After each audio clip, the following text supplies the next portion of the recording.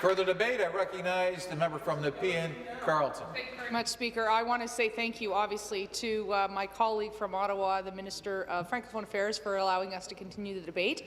As I said in a previous statement, in debate on this bill, I think whenever we're talking about the process of electing members to this House, if we're talking about financing campaigns to campaign for this place, we should have a fulsome debate with all members having the opportunity to speak, and I'm grateful to have that opportunity.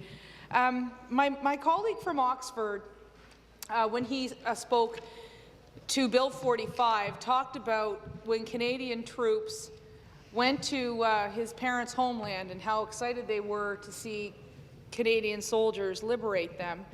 And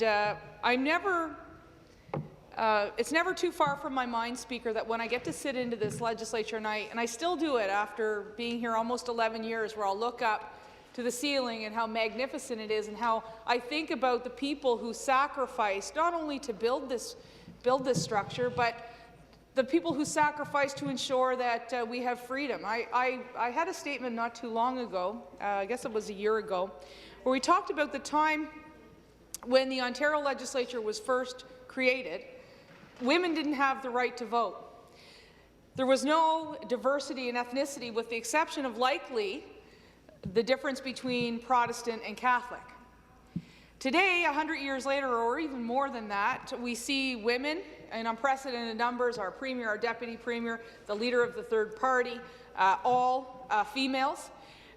We see great diversity. Literally, many of the cultures and linguistic backgrounds and ethnicities that have come to Ontario and to come to Canada over the past decades now can find themselves represented in this Assembly. And we take that sometimes, I think, for granted.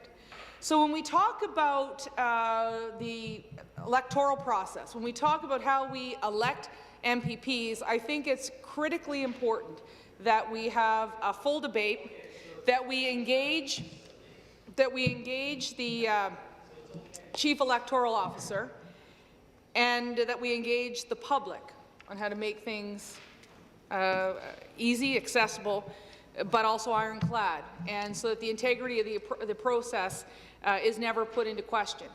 And over the years that I've had the opportunity to be in this legislature, and I find it to be a profound privilege to be able to take my seat here, and as Tim Hudak said when he departed this place, to have this microphone and to be able to use it. I think that the freedom and the flexibility and the openness that I have with this microphone, and the ability for me to stand up and vote up and one side and down the other, depending on how it is, it comes to me because people sacrificed. They believed in a system that is the most beautiful in the world in terms of governance, which is democracy. And people fought for, and many people died in order for us to maintain those freedoms. So I think it is important at any given time that we talk about the process. As we did in 2007, we considered a citizenship a referendum, and we considered changing the electoral system, as we have done, and I will talk a little bit about the new election financing rules that will change things. I think it's important that we have an honest and open discussion, but one with the interest not on the members that are sitting in this Assembly, but the members that we hope to bring to this Assembly in the next generation. And I'm proud to have created a program in my constituency called Girls in Government and Leadership, Speaker. It's one of those things that was something I had thought about, and I'd worked with Equal Voice, which, as you know, is a multi-partisan organization dedicated to getting more women involved in public policy, politics, and political life. And I came up with the idea, and the take that we've done with it is about a year ago, around this time of year, we had a Christmas parade in Barrhaven, and my daughter's hockey team joined my float. And afterward, we had chili and we had hot chocolate. And I invited all the young girls over to my office, and they sat at my desk and they played government. And it was profound for me because, Speaker, those girls were in grade 5. And they understood fundamentally what it meant to be in government. Some of them thought that they were ministers or the president. They got a little confused between Canada and the United States. They didn't know the difference between the court of law and political life in terms of elections. But I think what was profound for me, Speaker, is they understood enough that they knew that my office to them was government, and that government was there for a reason, and that when those two flags are behind the desk, that Canadian flag and that Ontario flag are behind that desk, it was official. And so I decided what I would do a couple of months later is create this Girls in Government and Leadership, and I worked with local schools. The 3 schools I worked with initially were Cars on the Rideau Public School, Metcalfe Public School, and my own daughter's Mannerdale Public School. And what we did is we had a carousel approach, where we brought in women who were leaders in their field, including myself as a member of provincial parliament, but we brought in women from non-traditional backgrounds, career backgrounds. So we had firefighters, we had police, we had people who were involved with social media, we had a Senator Marjorie Breton, a city councillor Jan Harder, and of course myself. And I taught the girls how to be an MPP in 40 minutes. I showed them how to analyze, to read, to assess, to communicate, to collaborate, and then present an issue of the day. And for me, Speaker, I think that was important for them to understand the process that we go through each and every day here in the legislature. But the next step, of course, is ensuring that those girls are engaged, and that those girls see themselves not only as the next MPP or not only as the next Premier of Ontario, but they also see themselves in those other roles, whether that's in the trades, whether that is policing, whether that is with paramedics or with fire. And in order for them to do that, in order for them to take the next step in civics, I think it's important that we do what this bill is suggesting, which is getting young people to start registering to vote at an earlier age. The suggestion here is 16. And I talked to my colleague, our House leader, former leader, Jim Wilson from Simcoe Grey, and he talked about going into a school last week with older kids, not grades 5 or 6, but older kids, and they were excited about this prospect of being engaged. And I think now, as we look, it's a presidential election season south of the border. They're very much aware of this being an election. I think many people around Ontario right now are looking at provincial politics. We have 2 by-elections going on. Another by-election, Sudbury, is in the news, of course, again today. It took place a year ago with the alleged bribery allegations. So I think, you know, the fact is the electoral process is newsworthy, and it is something that has excited people and has, I think, intrigued the next generation. So I think it's important that we have this conversation. I also want to talk a little bit about the fact that we're going to consider vote counting equipment and electronic voting. And to me, Speaker, this is long overdue. Agreed. I know that we had a pilot project in Whitby, Oshawa. There were a couple hiccups, I can tell you, having gone door to door and then done some scrutineering in that by-election. I did, of course, Speaker, you'll understand, for Lauren Coe, who I call the Trudeau Slayer, for having won that by-election handily, despite the fact that Justin Trudeau, I believe, was in that riding 3 times, at least. In any event, I know that there were a couple hiccups, and because it happened at the poll that I was at. However, I believe that the integrity of the process was true. I know, having had the opportunity to speak with the Executive Director of the Progressive Conservative Party, that they felt that it went well. But, Speaker, more importantly, I mentioned this earlier in the debate.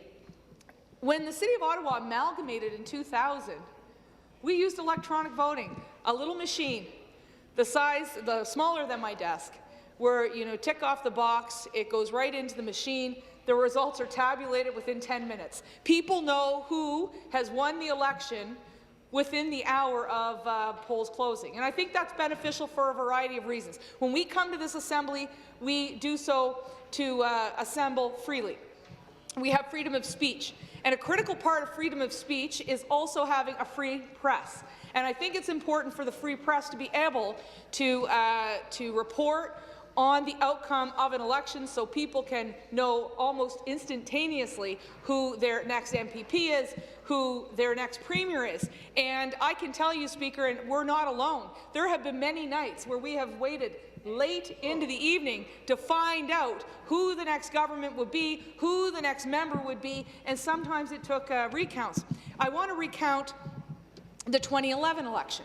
Speaker, I remember you being elected in that election as the class of 2011. And we had a good class. That is so true, as I say to the minister. But what was incredible is I remember being at the Barrhaven Legion that night.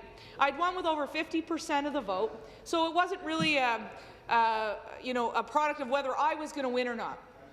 We knew we had succeeded. However, the balance of power hung that night for hours, hours upon hours, and it hung that night for hours because Rosario Marchese, who was a New Democrat, had run against Sarah Thompson, who was a Liberal. And the results that night went back and forth and back and forth and back and forth that I didn't know when I gave my victory speech whether or not there was a minority parliament or a majority parliament. And I just think when you look at this bill and what it will do, it will allow us to have electronic voting, and we'll know the results, and there will be a great deal of integrity in that process. So I think that's important. I use the 2011 election as an example, and one that I don't think would be repeated with this legislation. Now, I have a few moments left, Speaker, and I want to address not only the Election Statute Law Amendment Act of 2016, this Bill 45, but there are discussions about changing fundraising rules in the province. And if we're going to talk about democracy, we have to talk about elections. And if you're going to talk about elections in Canada, you have to talk about democracy. And one of the things that I'm concerned with when we have two pieces of legislation dealing with the election process and election financing is that, as I said earlier, that the Chief Electoral Officer be part of this process. I was shocked earlier today to learn that the Chief Electoral Officer, Greg Asensna, had not been consulted on the election financing bill. And I think that that's very important for us to raise in this Assembly, because he said, unlike this bill, where we will have the opportunity to do something that's done not only in North America but also here in Ontario with a great big city like Ottawa, the nation's capital in my hometown. But he said, with respect to banning MPPs from fundraising, as the government wants to do, that has not been done anywhere in North America. He has no example whatsoever of that ever being done. Believes that it will create a major burden on political parties, will create a major burden on nominated candidates, and it will be almost impossible to police. And so when you're putting forward a piece of major legislation like that, not only is it critical that you consult with people, but it is critical that you have input from members of this Assembly who have experienced the electoral process. But more importantly, the independent arbiter of our elections should be consulted. He should have the ability to make recommendations, and that isn't what's happening here. And Speaker, I grew up in a small town in New Glasgow, Nova Scotia. I know you're probably tired of hearing that. I've said this for the past decade. The town was 10,000 people when I left. There's about 9,900 people left there. Not a lot of jobs, and people move to Ontario and other places, Alberta, to find jobs. But it's a lovely place. And I grew up, much like my colleague, Mr. Potts, admiring the work of my own father, who was elected for 3 decades. And he was deputy mayor, he's a police commissioner, he was the campaign manager to John Hamm, who was Premier of Nova Scotia, and Peter MacKay, who was the leader of the Progressive Conservative Party and then Minister of Defence. And my dad was my hero, and he passed away in 2007. But one of the things that I love most about politics, and that I love still most about politics, are people. And I think you know that, Speaker, that I love to give people hugs. I've got a very East Coast feel to me, as many people say. Speaker points to his heart, knowing I wear sometimes my heart on my sleeve. But one of the things I loved when I was growing up and going to political events with my father is, yes, people felt that they had an ability to provide ownership into the political campaign in their community because they paid their $50 for the lobster do. You'll get the Nova Scotia reference there, the lobster do. And it was an opportunity for the member or the candidate to give a speech to the party faithful.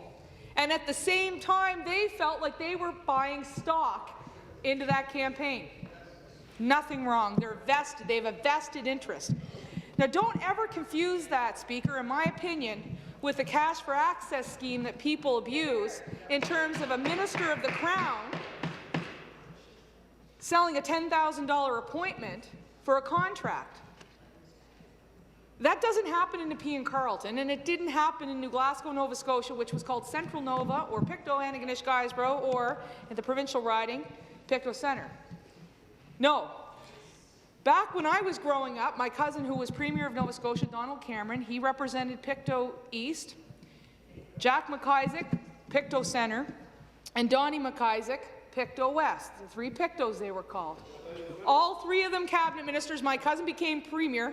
Not one of them ever decided they were going to abuse this cash for access scheme with the party faithful. No, it was an opportunity once or twice a year to give a State of the Union address to your people, to talk about the issues you were fighting for, to remain connected, and for them to invest in your campaign. And that is how you build a war chest, but it's also how you build an effective campaign. And I think if we're going to change those rules, we strike at the very heart of the democratic institution that we have here today, and I don't support it.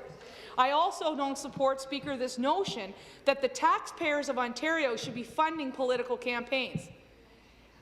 What bothers me with this is we've gone to a communal aspect, and the reality is, in my opinion, anyhow, is if I want to donate $50 to the member from Simcoe Grey, that's because I want to do that. Noted.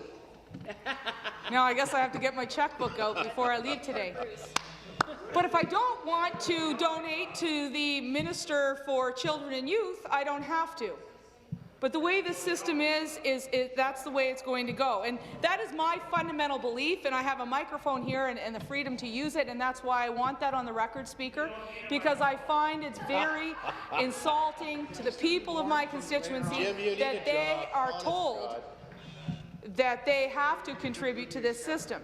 Now, I agree with the government. I mean, I don't have, personally a problem with the union and the corporate donations. I do have an issue with third-party advertising, but that's my personal belief. That isn't. Point of order. I recognize the Minister of the Environment. This is Bill 45, Mr. Speaker. It is about voter registration and voter improvement. Can we actually debate the bill? Thank you. I've been listening carefully as she's tying it in.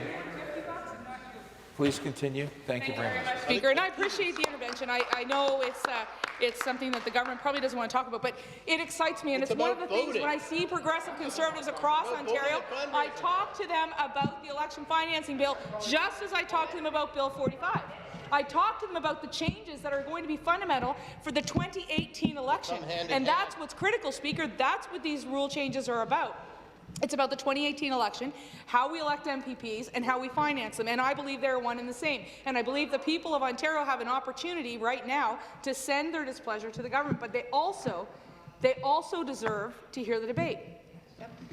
And they should also know what the implications will be for this legislation and other legislation that's just like it.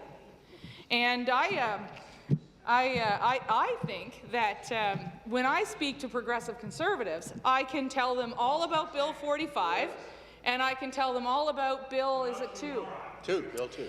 But it's critical, because I have been spending a great deal of time in Ottawa Vanier with the former Ontario Ombudsman, Andre Marin, who is just doing a great job at the doors. I can tell you, it's huge. He's doing a great job. And I'm going to go down, hopefully on Wednesday, to Niagara West Glenbrook. A 19-year-old young man wants to run for the Progressive Conservative Party. What about generational change? I can tell you something, Speaker. This is great. The government wants 16-year-olds involved in the process. And so what do? We got a 19-year-old who's going to be the youngest member of provincial parliament ever elected.